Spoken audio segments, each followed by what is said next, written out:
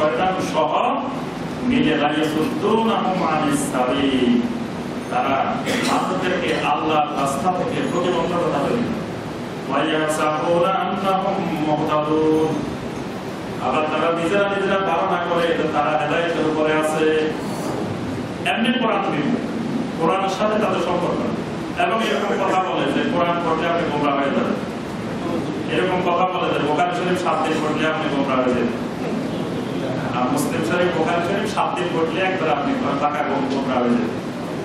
কোরআন এবং সহিহ সুন্নাহর সাথে সম্পর্ক নেই, কিন্তু ইয়াহসাবুনা আন্নাহুম মুহতাদুন, কিন্তু তারা দৃঢ়ভাবে ধারণা করে বসে থাকে যে আমরা হেদায়েতের উপরে আছি, এবং হেদায়েতের উপরে আছি মনে করে ওই কোরআনের রাস্তার প্রতিবন্ধকতা তৈরি করে।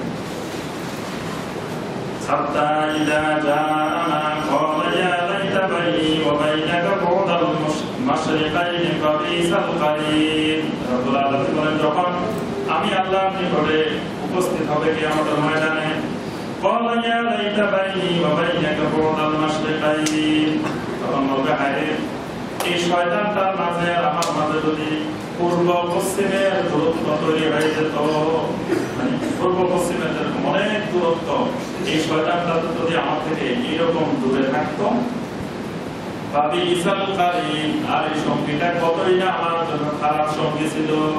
এই শয়তানটা আল্লাহ পাক আমার জন্য নিয়োগ দিয়েছিল, আমার সাথে লেগে থাকতো সব সময়, এই শয়তানটা আমার জন্য কতই না খারাপ সঙ্গী ছিল। এই শয়তানের কারণে আজকে আমাকে জাহান্নামে আসতে হয়েছে। ওয়ালাই ইয়ানফাকুমুল ইয়াওমা ইয যালামতুম আন্নাকুম ফিল আযাব মুশতারিকুন। রব্বুল আলামিন বলেন, ওয়ালাই ইয়ানফাকুমুল ইয়াওম, আজকের দিনে ওই চিন্তা করে তোমাদের কোনো উপকারে আসবে না। ইয যালামতুম আন্নাকুম ফিল আযাব মুশতারিকুন, যখন তোমরা এইভাবে জুলুম করে ফেলেছো, আর বর্তমানে এই আযাবের মধ্যে ওই শয়তান এবং তুমি, যিনি শয়তানের সঙ্গী, উভয়কেই একসাথে আযাব গ্রহণ করতে হবে।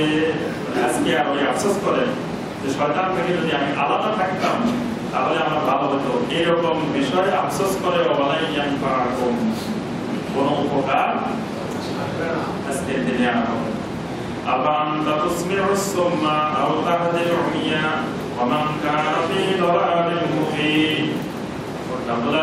আবান্তা তুসমিউস সুম্মা, আপনি কি কোনো বধির মানুষকে, যে কানে শোনে না, এরকম মানুষকে কি আপনি শোনাতে পারবেন? যে লোকটা কানে শোনে না, আবান্তা তুসমিউস সুম্মা, আপনি কি ওই মানুষটাকে শোনাতে পারবেন? আও তাহদিল উমিয়া, অথবা যে লোকটা চোখে দেখে না, অন্ধ মানুষ, সে অন্ধ মানুষটাকে কি আপনি রাস্তা দেখাতে পারবেন? ওয়া মান কানা ফী দালালিন মুবিন, যদিও সে প্রকাশ্য গোমরাহির মধ্যে থাকে, মানে প্রকাশ্য গোমরাহির মধ্যে থেকেও যিনি মনে করতেছেন যে তিনি হেদায়েতের উপরে আছেন, এরকম অন্ধ মানুষটাকে, এরকম বধির মানুষটাকে আপনি তো কোনো ধরনের রাস্তা দেখাতে পারবেন না। وَإِمَّا نَذْهَبَنَّ بِكَ فَإِنَّا مِنْهُمْ مُنْتَقِمُونَ أَوْ نُرِيَنَّكَ الَّذِي وَعَدْنَاهُمْ فَإِنَّا عَلَيْهِمْ مُقْتَدِرُونَ। فَإِمَّا نَذْهَبَنَّ بِكَ,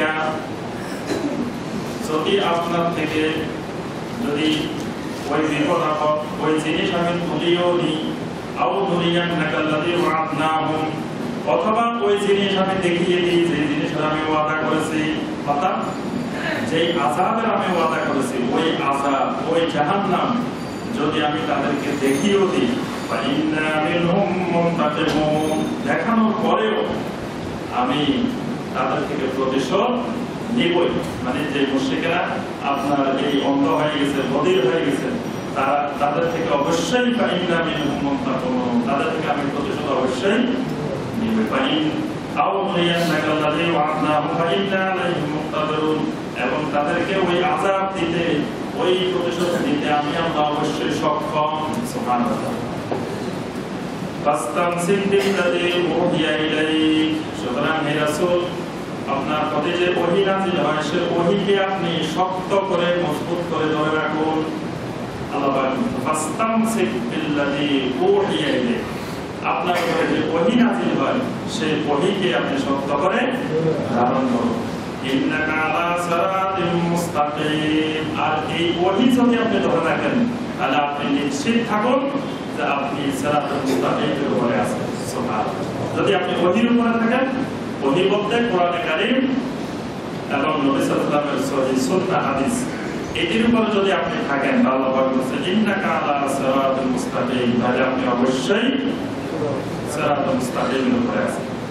ইন্নাহু লাযিকরুন লাকা ওয়া লিকাওমিকা ওয়া সাওফা তুসআলুন। আর এই ওহীটাই হলো কোরআন এবং সুন্নাহ, হলো লাযিকরুন লাকা ওয়া লিকাওমিকা, এটি আপনার জন্য এবং আপনার কওমের জন্য জিকির, উপদেশ।